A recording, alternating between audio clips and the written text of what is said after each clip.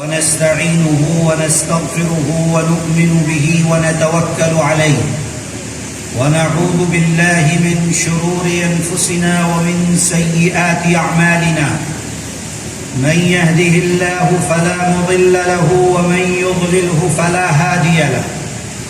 ونشهد أن لا إله إلا الله وحده لا شريك له ونشهد أن سيدنا وحبيبنا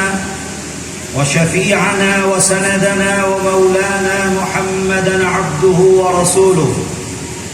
صلى الله تعالى عليه وعلى آله وأصحابه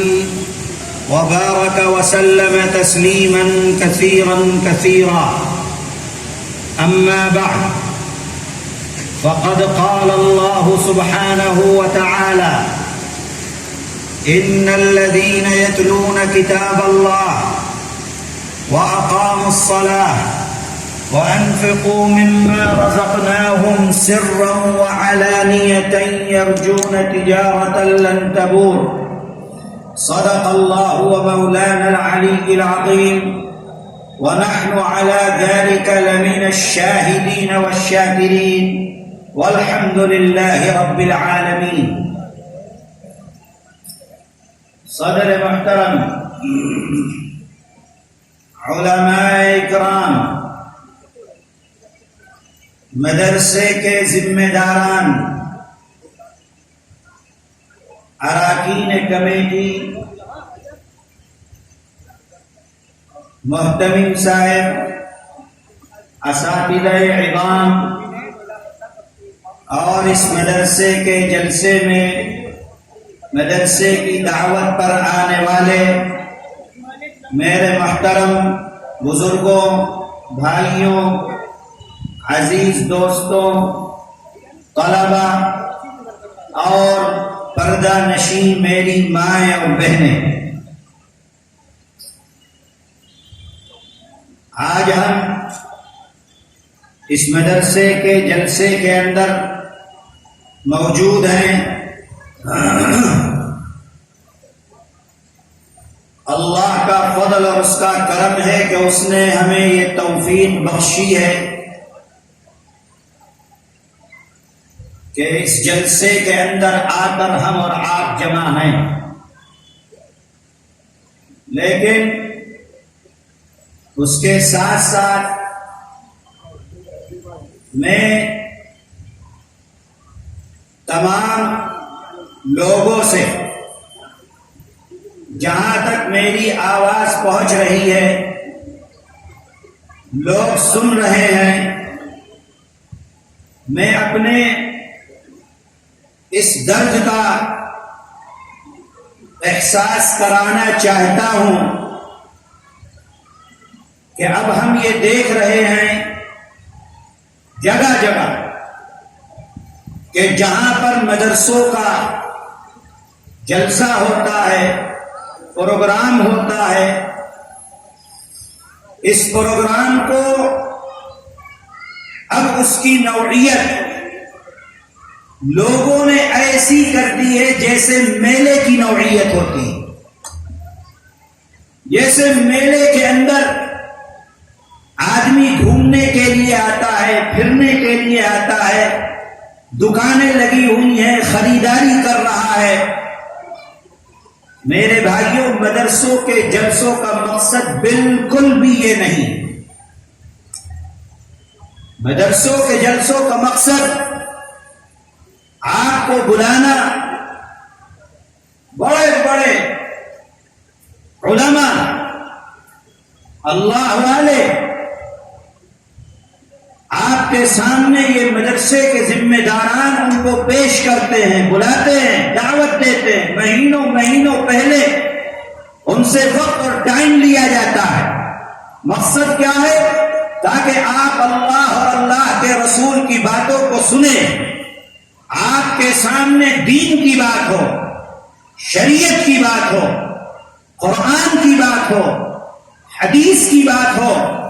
اللہ اور اللہ کے رسول کے پیغام کو سنا جائے، اور سننے کے بعد جو ہمارے اندر کمی اور کوتاہی ہے اس کمی اور کوتاہی کو پورا کرنے کی کوشش کی جائے۔ اس کے علاوہ جلسوں کا کوئی دوسرا مقصد نہیں ہے۔ آج ہم جلسوں کے اندر آتے تو ہیں، لیکن جلسوں کے اندر بیٹھ کر سننا، علماء کی باتوں کو سننا، قرآن و حدیث کو سننا، میرے بھائی اب یہ ہمارے کلچر سے اور ہماری زندگی سے یہ چیز نکل کر باہر جا رہی ہے۔ یہ تکلیف کی بات ہے، یہ دکھ کی بات ہے، یہ ہمارے اندر ہمارے ایمان کی کمزوری کی بات ہے، یہ قرآن و حدیث سے ہمارے رابطے کی کمزوری کی بات ہے کہ ایک طرف قرآن پڑھا جائے، قرآن بتلایا جائے، قرآن سنایا جائے، قرآن کے مطابق اس کی تفسیر، اس کے معانی آپ کے سامنے بیان کیے جائیں، اور جلسوں کے اندر آنے والے لوگ میلے کی طرح دکانوں پر، ہوٹلوں پر،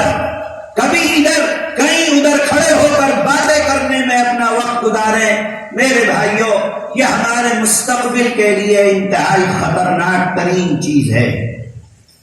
ہمیں اپنی زندگی میں اگر ہم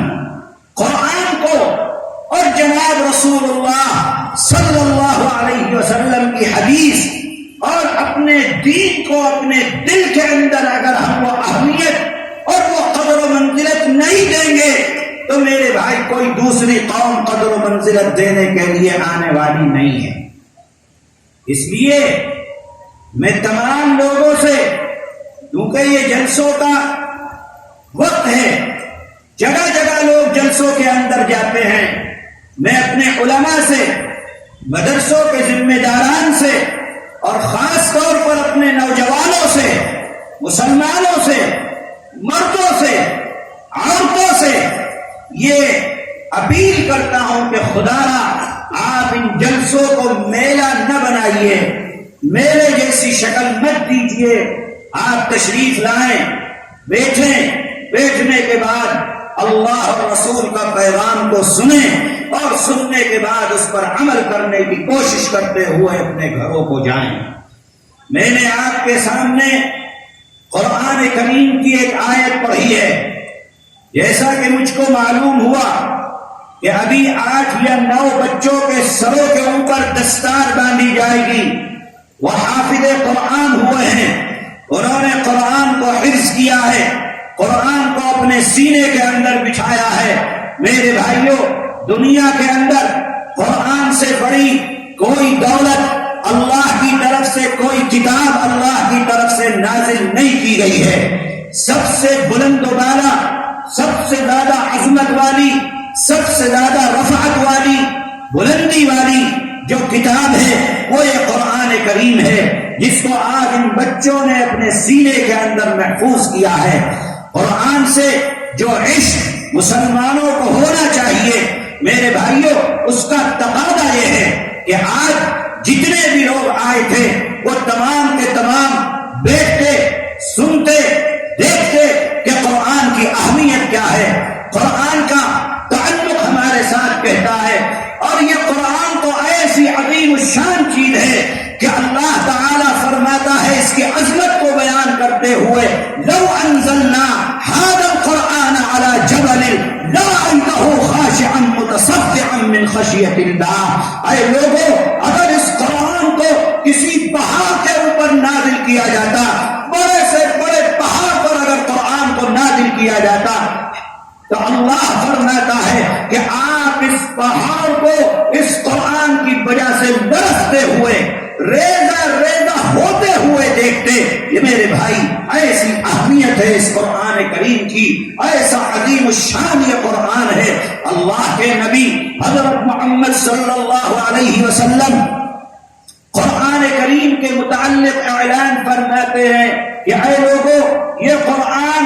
اللہ کی رحمت کی رسی لٹکی ہوئی ہے۔ جو انسان اللہ کی رحمت تک پہنچنا چاہتا ہے وہ اس قرآن کے واسطے سے اللہ کی رحمت تک پہنچ سکتا ہے۔ میں نے قرآن کی ایک آیت پڑھی، اس کے اندر اللہ اعلان فرماتے ہیں کہ اے لوگوں، دنیا کے اندر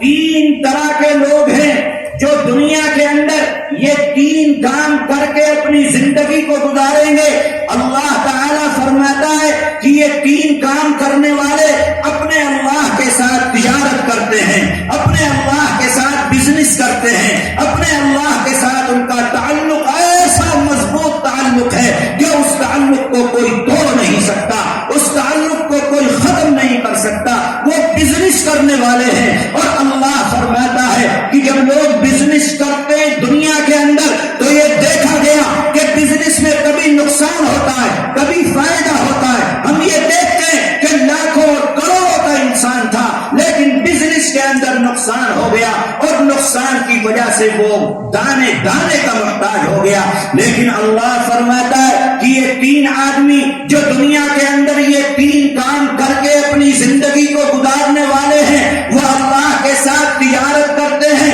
اور ایسی تجارت جس تجارت کے اندر کبھی بھی نقصان ہونے والا نہیں ہے۔ اس تجارت کے اندر جب ہوگا نفع ہوگا، جب ہوگی بڑھوتری ہوگی، جب ہوگا اضافہ ہوگا، اور اس تجارت کے اندر کبھی بھی نقصان نہیں ہوگا۔ کون ہے وہ 3 لوگ؟ کون ہے وہ اللہ سے تجارت کرنے والے؟ کون ہے وہ اللہ سے بزنس کرنے والے؟ کون ہے اپنا رابطہ اپنے اللہ کے ساتھ مضبوط جوڑنے والے؟ اے لوگوں، یاد رکھنا، جس کا تعلق اس کے اللہ کے ساتھ مضبوط ہو گیا، جس کا تعلق اس کے اللہ کے ساتھ جڑ گیا، جو اپنے اللہ کے ساتھ بزنس کرنے لگا، یاد رکھو، نہ اس کو دنیا کے اندر کوئی نقصان پہنچا سکتا ہے، نہ اس کو قبر کی کوئی فکر ہو سکتی ہے، نہ اس کو آخرت کی کوئی فکر ہو سکتی ہے، اس لیے کہ وہ اللہ کا دوست ہے، اس لیے کہ وہ اللہ کا ساتھی ہے، اس لیے کہ وہ اللہ کے ساتھ تعلق رکھنے والا ہے، اس لیے کہ وہ اپنے اللہ کے ساتھ بزنس کرنے والا ہے۔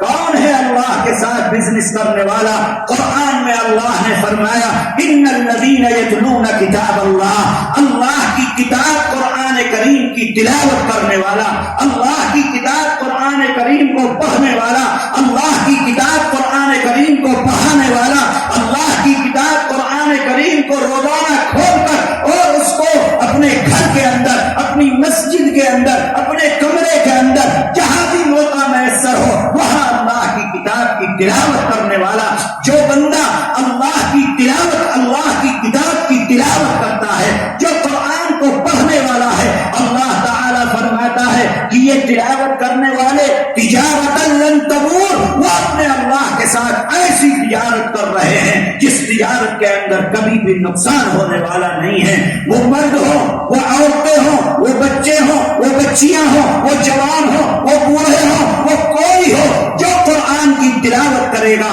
جو قرآن کو پڑھے گا، وہ اپنے اللہ کے ساتھ تجارت کرنے والا ہے۔ میرے آقا حضرت محمد صلی اللہ علیہ وسلم اس قرآن کریم سے ایسا تعلق اور ایسا شرف رکھتے ہیں۔ امی عائشہ صدیقہ رضی اللہ تعالی عنہا فرماتی ہیں کہ اللہ کے نبی گھر کے اندر رات میں تشریف لاتے ہیں اپنے تمام کاموں سے فارغ ہو کر، اور آپ تھوڑی دیر کے لیے آرام کے لیے لیٹ جاتے ہیں۔ آپ لیٹتے ہیں، تھوڑی دیر کے بعد آپ اٹھ کر کھڑے ہوتے ہیں، اللہ کے آگے نیت باندھتے ہیں، سورہ فاتحہ پڑھنے کے بعد ایک رکعت کے اندر پوری سورہ بقرہ اللہ کا نبی تلاوت کرتا ہے، دوسری رکعت کے اندر دوسری سورت تلاوت کرتا ہے، تیسری رکعت کے اندر تیسری سورت تلاوت کرتا ہے، چوتھی رکعت میں اللہ کے نبی چوتھی سورت تلاوت کرتے ہیں۔ اما عائشہ فرماتی ہیں کہ 4 رکعت میں اللہ کے نبی 7 سپارے 8 سپارے کی تلاوت کرتے ہیں،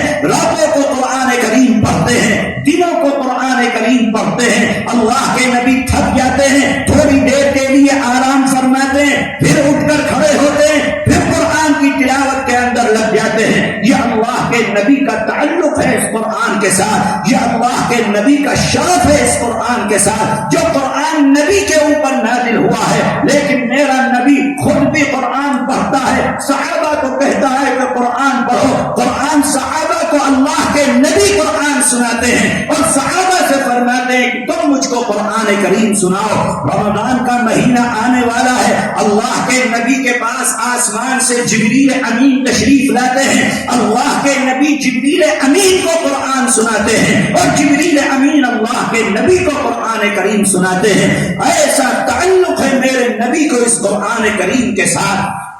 اتنا پڑھتے ہیں اتنا کھڑے ہوتے ہیں کہ آپ کے پاؤں مبارک کے اوپر ورم آ جاتا ہے، پھٹ جاتے ہیں، خون نکلنے لگتا ہے، تکلیف کے اندر مبتلا ہے۔ اللہ تعالی آسمان سے نازل فرماتے ہیں جبریل کو جاؤ میرے محبوب کے پاس اور جا کر کہو یا ایھا المزمل قم اللیل الا قلیلا، اے میرے محبوب آپ اتنا زیادہ کیوں کھڑے ہوتے ہیں راتوں کو، آپ تھوڑی دیر کے لیے آرام بھی فرمایا کیجئے۔ صحابی نے پوچھا اے اللہ کے نبی آپ اتنا زیادہ کیوں اللہ کے آگے روتے ہیں، اتنا زیادہ کیوں کھڑے ہوتے ہیں، کیوں اللہ کی اتنی عبادت کرتے ہیں؟ اے اللہ کے نبی اللہ نے آپ کے تمام گناہوں کو معاف کر دیا، آپ کے اگلے گناہ بھی معاف، آپ کے پچھلے گناہ بھی معاف، اگر کوئی غلطی اگر کوئی گناہ ہو گیا آپ سے اللہ نے اس کو بھی معاف فرما دیا ہے، آپ معصوم ہیں، آپ خطا سے دور ہیں، آپ سے کوئی خطا ہونے والی نہیں ہے، لیکن اگر بشری تقاضے کی وجہ سے کوئی آپ سے گناہ سرزد بھی ہو گیا تو بھی اللہ نے اس کو معافی کا اعلان فرما دیا ہے۔ اے اللہ کے نبی جب آپ کے ساتھ اللہ کا یہ معاملہ ہے، جب آپ کے ساتھ اللہ کا ایسا معاملہ، آپ اشرف الانبیاء ہیں، آپ تمام کے تمام انبیاء کے سردار ہیں، آپ کی وجہ سے دنیا کو بنایا گیا، آپ کی وجہ سے جبریل، آپ کی وجہ سے آدم سے لے کر عیسیٰ تک 1,24,000 پیغمبر کو اس دنیا کے اندر بھیجا گیا، یہ زمین بنی ہے اس لیے کہ نبی کو آنا ہے، یہ آسمان بنا ہے اس لیے کہ نبی کو آنا ہے، یہاں پر اللہ نے اس زمین کو سجایا ہے، سنوارا ہے، پیڑوں سے، پودوں سے، پھولوں سے، حسن سے، کیوں؟ اس لیے کہ اللہ کے نبی کو اس دنیا کے اندر آنا ہے۔ اگر نبی کو نہ آنا ہوتا یہ دنیا نہ بنائی جاتی، اگر نبی کو نہ آنا ہوتا یہ زمین آسمان پیدا نہ کیے جاتے، اگر نبی کو نہ آنا ہوتا آدم کو یہاں پر نہ بھیجا جاتا۔ اللہ نے اس دنیا کو بنایا، آسمان کو بنایا، عرش کو بنایا، فرش کو بنایا، کیوں؟ اس لیے کہ نبی کو آنا ہے۔ میرے بھائی آقا سے پوچھتے ہیں صحابہ کہ جب اللہ کا معاملہ آپ کے ساتھ ایسا، اگلے پچھلے سب معاف ہیں، آپ اللہ کے سب محبوب ہیں، پھر آپ اپنے اللہ کی اتنی عبادت کیوں کرتے ہیں کہ راتوں رات کھڑے رہتے ہیں کہ آپ کے پاؤں کے اوپر برم آ جائے؟ اللہ کے نبی نے جواب دیا کہ جب میرے مالک کا میرے ساتھ معاملہ ایسا ہے تو کیا میں اپنے مالک کا شکر گزار بندہ نہ بنوں؟ میں اپنے مالک کا شکر ادا کرتا ہوں۔ اے مسلمانوں، اللہ ہم کو صبح بھی کھلاتے ہیں، دوپہر بھی کھلاتے ہیں، رات بھی کھلاتے ہیں، صبح سے شام تک اللہ کی نعمتیں ہمارے اوپر برستی ہیں، لیکن ہم پھر گناہ کرتے ہیں، اپنے اللہ کی نافرمانی کرتے ہیں، اپنے اللہ کا کہنا نہیں مانتے۔ اور میرے نوجوانوں آج جب روکا جاتا ہے تو یہ کہا جاتا ہے کہ کہہ دیا جاتا ہے کہ اللہ تو معاف کرنے والے ہیں، اللہ معاف فرما دیں گے، اور بھالے کے ساتھ گناہ کیا جاتا ہے۔ میں اپنے نوجوانوں سے کہتا ہوں کہ اے میرے نوجوانوں، گناہ کرنے پر کبھی اصرار مت کرنا، گناہ اس لیے مت کرنا کہ اللہ معاف فرمانے والے ہیں، بے شک اللہ معاف فرمانے والے ہیں، لیکن بہت سے گناہ ایسے ہیں، میری بات یاد رکھنا، وہ لوگ جن کے ذہنوں میں یہ بات آتی ہے کہ ہم گناہ کریں اللہ معاف کرنے والا ہے، یقیناً میرا خدا معاف کرنے والا ہے، یقیناً میرا اللہ رحمان بھی ہے، رحیم بھی ہے، وہ تمام گناہوں کو معاف کر سکتا ہے، لیکن گناہ کی نحوست ایسی ہوتی ہے، بعض گناہوں کی نحوست ایسی ہوتی ہے کہ جب انسان دنیا سے جاتا ہے تو اس کو کلمہ نہیں ملتا ہے، اللہ اس سے ایمان کو سلب کر لیتے ہیں، اللہ اس سے ایمان کو چھین لیتے ہیں۔ جو بغیر ایمان کے اپنے اللہ کے پاس گیا کیسے اس کی معافی ہو سکتی ہے؟ جو بغیر ایمان کے اپنے اللہ کے پاس گیا کیسے اللہ اس کو بخش دیں گے؟ اس لیے میرے بھائیوں، گناہ پر کبھی اصرار مت کرنا، یہ سوچ کر گناہ مت کرتے رہنا کہ اللہ معاف کرنے والے ہیں اس لیے کرتے رہو، اس لیے کہ اللہ ضرور معاف کرنے والے ہیں، لیکن منع کرنا بھی اللہ نے منع کیا ہے کہ گناہ مت کرو۔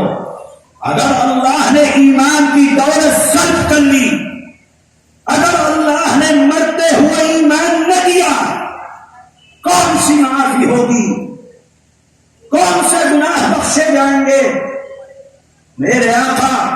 حضرت محمد صلی اللہ علیہ وسلم فرماتے ہیں کہ جو اپنے ماں باپ کو تکلیف دیتا ہے، ایک بات صرف بتلا رہا ہوں، جو شخص اپنے ماں باپ کو تکلیف دیتا ہے، ماں باپ کا کہنا نہیں مانتا، ماں باپ کو ذلیل کرتا ہے، رسوا کرتا ہے، خیال نہیں کرتا، مارتا ہے، دوا علاج کا خیال نہیں کرتا، کپڑے لتے کا خیال نہیں کرتا، باپ کہتا ہے کچھ نہیں مانتا، ماں کہتی ہے کچھ نہیں مانتا،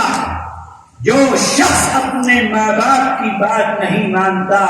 میرے آقا حضرت محمد صلی اللہ علیہ وسلم فرماتے ہیں کہ جس کے ماں باپ اس سے ناراض ہیں، جب یہ شخص مرے گا، مرتے ہوئے اس کو کلمہ نہیں مل سکتا، اس کی زبان سے کلمہ جاری نہیں ہوگا۔ یہ عذاب ہے، یہ گناہ کا اللہ کی طرف سے۔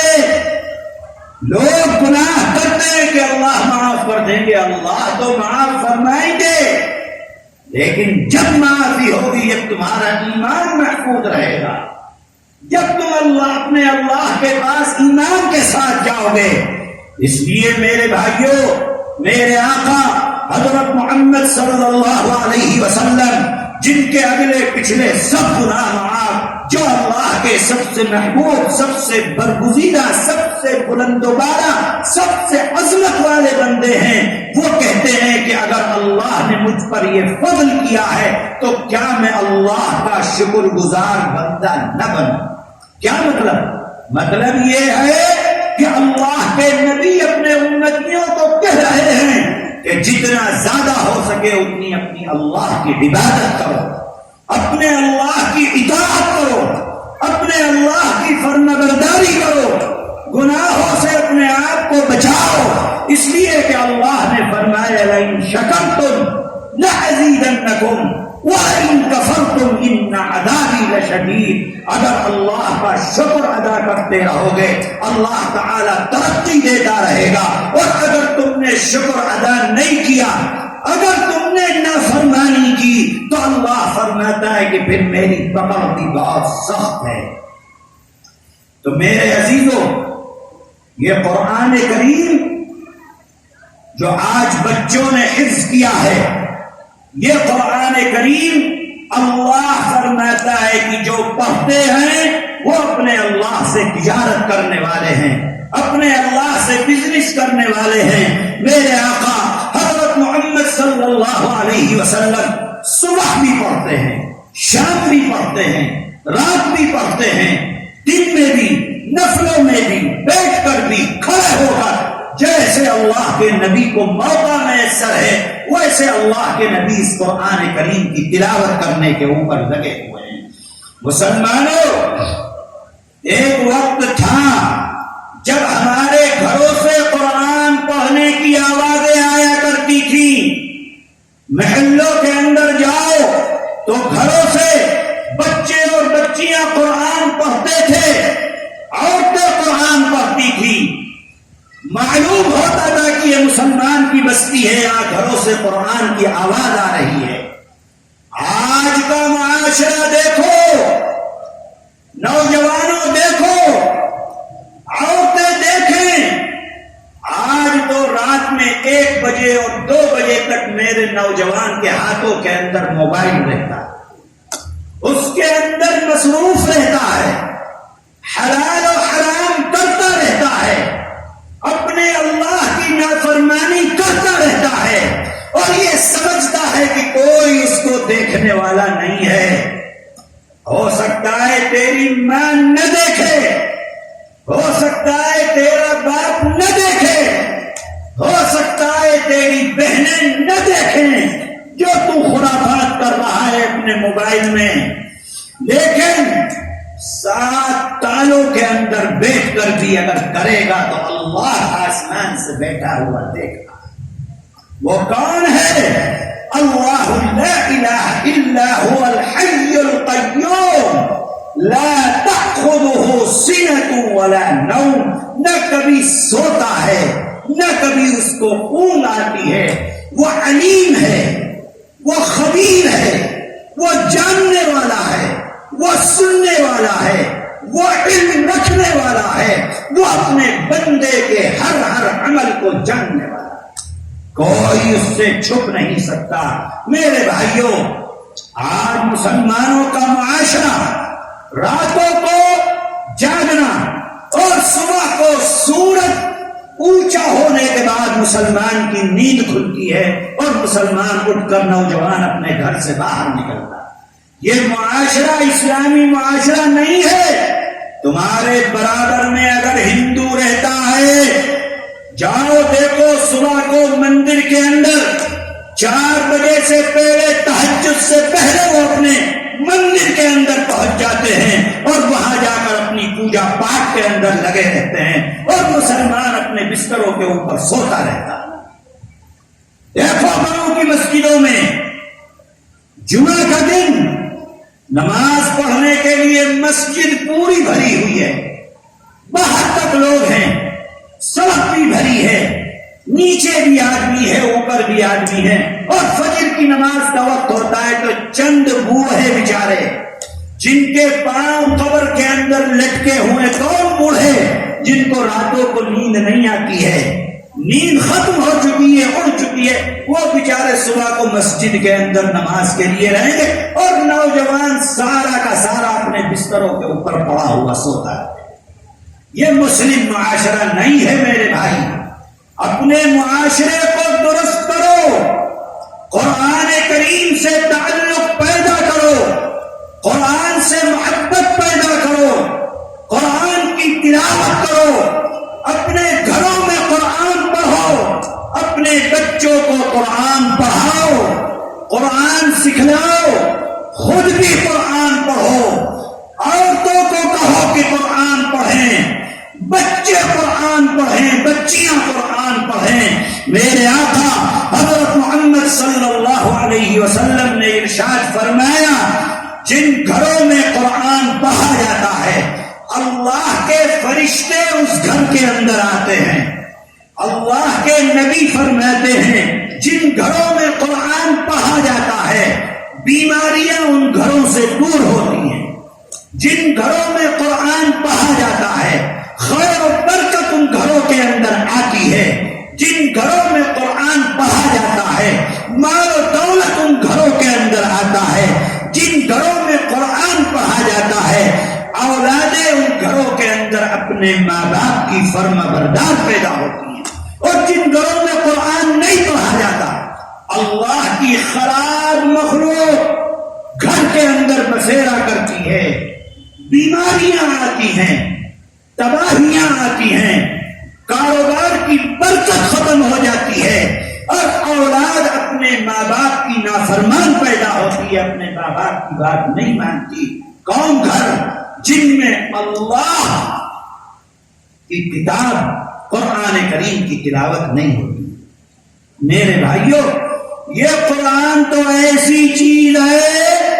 کہ اگر اس کی ایک سورت سے محبت کرو، معاویہ بن معاویہ رضی اللہ تعالی عنہ انتقال ہو گیا، اللہ کے نبی باہر ہیں کہیں مدینہ شریف سے، جبریل امین آ گئے کہ اللہ کے نبی انتقال ہو گیا ہے، اگر آپ فرمائے تو جنازہ لے کر آ جاؤں، اور بھی صحابی کے نام ہے اس کے اندر، فرمایا کہ لے کر آؤ، لے کر آئے جنازہ، فرشتے جنازوں کے ساتھ۔ اللہ کے نبی نے پوچھا جبریل سے کہ اس کا کون سا عمل ایسا تھا کہ آج اللہ نے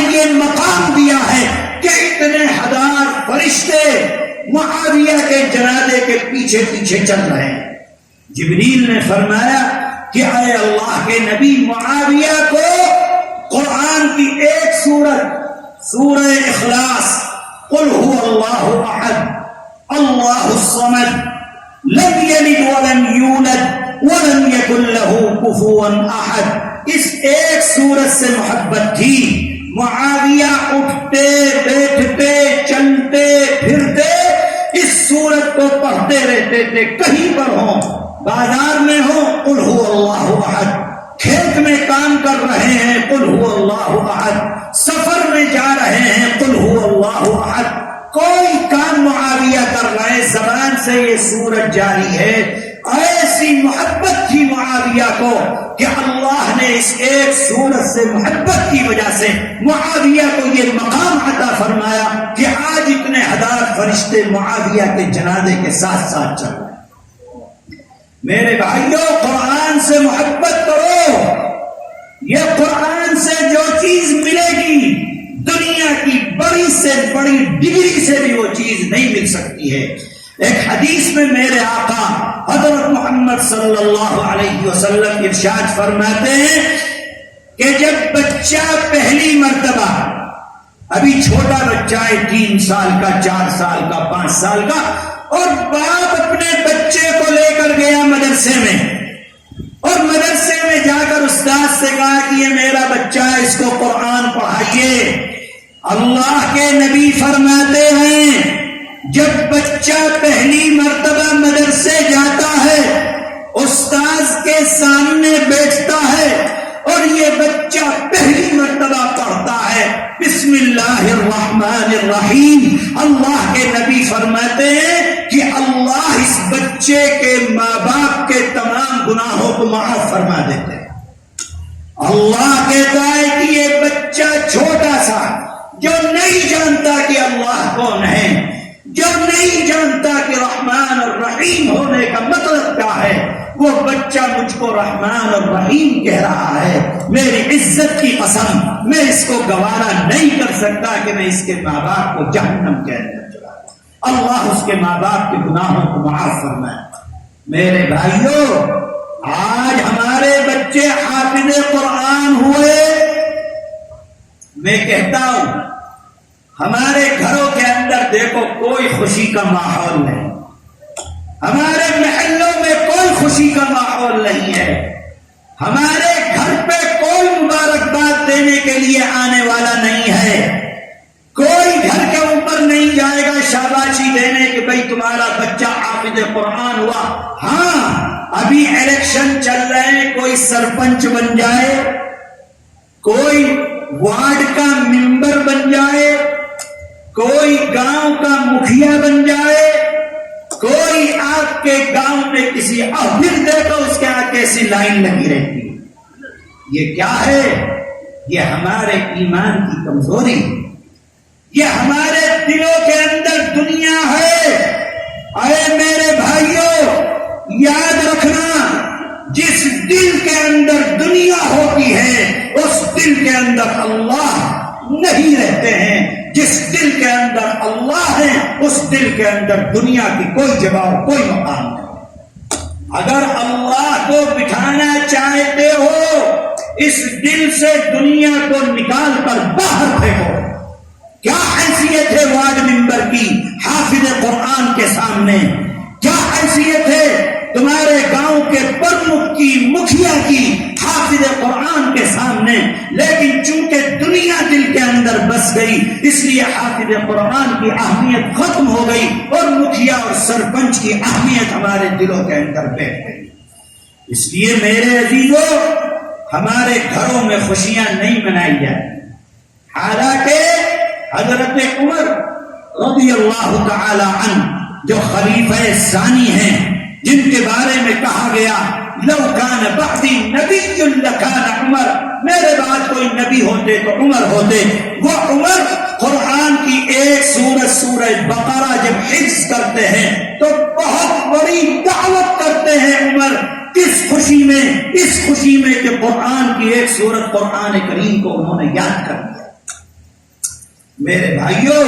اپنا تعلق قرآن کریم سے مضبوط کرو،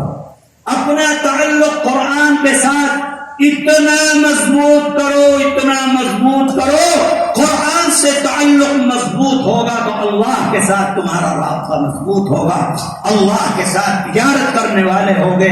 تو اللہ تعالی فرماتے ہیں کہ یہ قرآن جو دنیا کے اندر بھیجا ہے، لوگ جب اس کو اپنے سینے سے لگا کر رکھیں گے، تلاوت کریں گے، پڑھیں گے، گھروں کے اندر پڑھیں گے، کل جب میدان محشر میں آئیں گے اللہ کے دربار میں یہ قرآن ان کے لیے سفارش بن کر کھڑا ہو جائے گا کہ اے اللہ، اگر اس کے بارے میں فیصلہ ہو گیا جہنم میں جانے کا تو اللہ تعالی اپنے فیصلے کو تبدیل فرمائیں گے، قرآن کی سفارش قبول فرمائیں گے، لیکن کس کے لیے؟ جو دنیا کے اندر قرآن پڑھتا ہے، جو دنیا کے اندر قرآن سیکھتا ہے، جو دنیا کے اندر قرآن کو اپنے سینے سے لگا کر رکھتا ہے۔ میرے بھائیوں، یہ مدرسے قائم ہیں جو قرآن کو سکھا رہے ہیں، پڑھا رہے ہیں۔ ان مدرسوں کی اہمیت کو اپنے دلوں کے اندر بٹھاؤ۔ اگر یہ مدرسے خدا نخواستہ نہ ہو تو قرآن کو پڑھانے والے نہیں مل سکتے، حدیث کو بتانے والے نہیں مل سکتے، مسئلے کو بتانے والے نہیں مل سکتے، نماز جنازہ پڑھانے والے نہیں مل سکتے، تمہارے بچوں کے کان میں اذان دینے والے نہیں مل سکتے، تمہیں مسئلہ بتانے والے نہیں مل سکتے، تمہارے دین کی چیزوں کو اپنے کندھوں کے اوپر لے کر چلنے والے یہی مدرسے والے ہیں، یہی علماء ہیں جن کو آج تم بے قدر کرتے ہو، جن کو آج تم حیثیت نہیں دیتے، جن کو آج تم یہ سمجھتے ہو کہ یہ ایک بیکار معاشرے کی چیز ہے جو مدرسے چلانے والے ہیں، حالانکہ حقیقت یہ ہے کہ یہی سب سے زیادہ تمہارے محسن ہیں، تمہارے اوپر احسان کر رہے ہیں کہ انہوں نے تمہارے دین کو اپنے کندھوں کے اوپر لے کر اور میرے بھائیوں اس ذمہ داری کو ادا کر رہے ہیں۔ یہ مدرسے اگر ہیں، قرآن کی تلاوت ہو رہی ہے، حدیث کو پڑھایا جا رہا ہے، قرآن کو سکھلا، آج یہ مدرسے ساری دنیا کے نشانے کے اوپر، اسلام دشمن طاقتیں ساری دنیا کے اندر نشانہ بنا رہی ہیں، مدرسوں کو بنا رہے ہیں۔ کیا کہتے ہیں کہ یہ مدرسے دہشت گردی کا اڈا ہے۔ ان مدرسوں کے اندر جو سکھلایا جاتا ہے وہ دہشت گردی سکھلائی جاتی ہے۔ ابھی بیٹھو سر، بیٹھو، جب بلائیں گے تمام۔ ان مدرسوں کے اندر دہشت گردی سکھلائی جاتی ہے۔ یہ بچے جو پڑھ رہے ہیں ان کو کیا بنایا جا رہا ہے؟ ان کو دہشت گرد بنایا جا رہا ہے۔ ساری دنیا کے اندر میڈیا کے ذریعے پروپیگنڈا کیا جا رہا ہے۔ کیوں؟ صرف ایک مقصد ہے کہ مسلمان اپنے مدرسوں سے اپنے آپ کو دور کر لے، اپنے مدرسوں سے اپنے آپ کو دور کر لے۔ جب تک مسلمان مدرسوں کے ساتھ اپنے رابطے کو مضبوط کیے ہوئے ہیں، مسلمان کے دین کو، ایمان کو کوئی اس سے چھین نہیں سکتا۔ جہاں پر مسلمانوں کو ختم کیا گیا، اندلس کی تاریخ اٹھا کر پڑھنا کبھی، وہاں پر 800 سال مسلمان نے حکومت کی ہے، لیکن آج اللہ کا نام لینے والا کوئی نہیں۔ بڑے بڑے مدرسے ختم ہو گئے، مسجدیں ختم ہو گئیں۔ قرطبہ کی جامع مسجد جاؤ، جا کر دیکھو بلند بالا مینار موجود ہیں، لیکن اللہ اکبر کی آواز نہیں آتی۔ اس کو پکنک اسپاٹ بنا دیا گیا ہے، مارکیٹ بنا دیا گیا ہے، اور وہاں پر شراب خانے بنا دیے گئے۔ جب وہاں پر مسلمانوں کی نسل کشی کرنے کی کوشش کی گئی، سب سے پہلے مسلمان کا تعلق ان کے علماء کے ساتھ ختم کیا گیا، ان کے مدرسوں کے ساتھ ختم کیا گیا۔ لوگوں نے اپنے بچوں کو مدرسوں کے اندر بھیجنا بند کر دیا، علماء ختم ہو گئے، مدرسے ختم ہو گئے، مسلمان ختم ہو گیا، دین ختم ہو گیا، اسلام ختم ہو گیا۔ میرے بھائیوں، دین کی بقا اگر ہے انہی مدرسوں سے ہے، شریعت کی بقا اگر ہے انہی مدرسوں سے ہے، تمہارا دین اگر محفوظ ہے انہی مدرسوں کے واسطوں سے دین محفوظ ہے۔ ساری دنیا کے اندر پروپیگنڈا ہے کہ یہ مدرسے دہشت گردی سکھلاتے ہیں۔ ہم کہتے ہیں ان کو جو آج اقتدار کی کرسی کے اوپر بیٹھے ہوئے ہیں اور یہ کہتے ہیں کہ مدرسے دہشت گردی کا اڈا ہے، جو یہ کہتے ہیں کہ مدرسوں کے اوپر پابندی لگنی چاہیے، ہم ان سے کہتے ہیں کہ آؤ، آ کر دیکھو، مدرسوں کے اندر بیٹھو، دیکھو آ کر کہ مدرسے کیا سکھلاتے ہیں۔ دیکھو آ کر کہ مدرسے کیا پڑھاتے ہیں، مدرسوں کا ادیش کیا ہے، مدرسوں کا سبق کیا ہے، مدرسے دیتے کیا ہیں۔ میں کہتا ہوں لوگوں سے، چاہے یوگی جی یو پی کے اندر بیٹھے ہوئے ہوں، چاہے مودی جی دلی کے اندر بیٹھے ہوئے ہوں، چاہے وزیر داخلہ امت شاہ وزیر داخلہ کی کرسی کے اوپر بیٹھے ہوئے ہوں، آؤ دیکھو مدرسہ کیا دیتا ہے۔ ہم سارے دیش میں دیکھتے ہیں، سارے دیش کے اندر فساد ہوتا ہے، بسوں کو جلایا جاتا ہے، املاک کو لوٹا جاتا ہے، بچیوں کا ریپ ہوتا ہے، جگہ جگہ قتل و غارت کری ہوتی ہے، چوری اور ڈاکہ ہوتا ہے۔ آؤ دیکھو، کبھی کسی جگہ کے اوپر نہیں دیکھا گیا ہے کہ مدرسوں کے طالب علموں نے کبھی بسوں کو جلایا ہو، مدرسوں کے طالب علموں نے کبھی راستوں کو روکا ہو،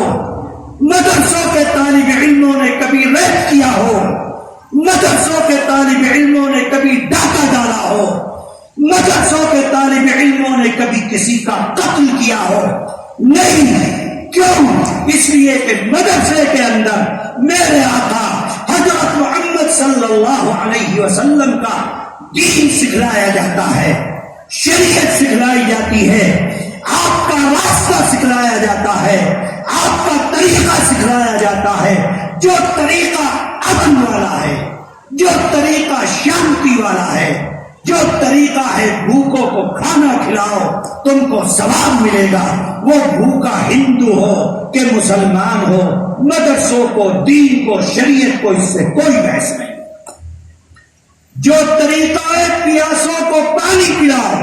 ہندو ہو کہ مسلمان ہو، کوئی اس سے بحث نہیں۔ تمہارے دیکھو کہ تمہارے مندر کیا سکھلاتے ہیں۔ ابھی ڈاسنا کے اندر ایک بچہ مسجد کے اندر، مندر کے اندر پانی پینے چلا گیا۔ مندر والوں، مندر کے لوگوں، دیکھو تم نے اس بچے کے ساتھ کیا معاملہ کیا، مار مار کر تم نے اس کو ادمرا کر دیا۔ کیوں؟ اس لیے کہ وہ بچہ مندر کے اندر پانی پینے گیا تھا۔ تمہارا دل اتنا چھوٹا ہے کہ تم اپنے مندر میں کسی کو پانی نہیں پلا سکتے ہو۔ ہم مدرسے والے، مدرسے کے پڑھنے والے، ہمارا دل، آؤ ہم اعلان کرتے ہیں، ہماری مسجدیں تمہارے لیے کھلی ہیں، ہمارے مدرسے تمہارے لیے کھلے ہیں۔ تم کو اگر پانی پینا ہے آؤ پانی پیو، ہم تم سے کبھی تمہارا دھرم پوچھ کر پانی نہیں پلائیں گے۔ اگر تمہارے پاس کھانا نہیں ہے آؤ ہم تم کو کھانا کھلائیں گے۔ اگر تمہارے پاس کپڑا نہیں ہے آؤ ہم تم کو کپڑا دیں گے۔ اگر تمہارے پاس مکان نہیں ہے آؤ ہمارے پاس، ہم تم کو مکان بنا کر دیں گے۔ کیوں؟ اس لیے کہ میرے آقا حضرت محمد صلی اللہ علیہ وسلم نے فرمایا کہ بھوکوں کو کھانا کھلاؤ، مذہب مت پوچھنا، پیاسے کو پانی پلاؤ، مذہب مت پوچھنا، جس کے جسم پر کپڑا نہ ہو اس کو کپڑا دو، مذہب مت پوچھنا، جس کے سر کے اوپر چھت نہ ہو اس کو چھت دو، مذہب مت پوچھنا۔ یہ میرا مدرسہ مجھ کو سکھلاتا ہے۔ تم نے مندر کے اوپر بورڈ لگا دیا کہ کوئی مسلمان ہمارے مندر کے اندر پانی پینے کے لیے نہ۔ ہم یہاں پر اعلان کرتے ہیں اور جتنا مسلمان جس گاؤں جس دیہات جہاں سے آیا ہے، ہم سب یہ کہتے ہیں کہ ہم اپنی مسجدوں پر یہ بورڈ لگائیں گے، یہ اعلان کریں گے کہ جس کا جی